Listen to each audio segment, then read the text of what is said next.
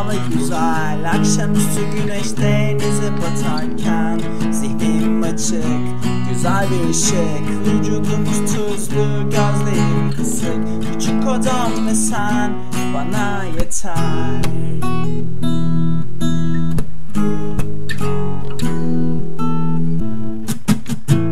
Yaz günleri böyle geçer, sonbahar gelince bütün büyüsü gider.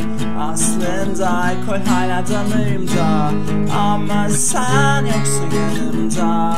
Haziran gecesine bir dönebilsem senin olurdum zaten.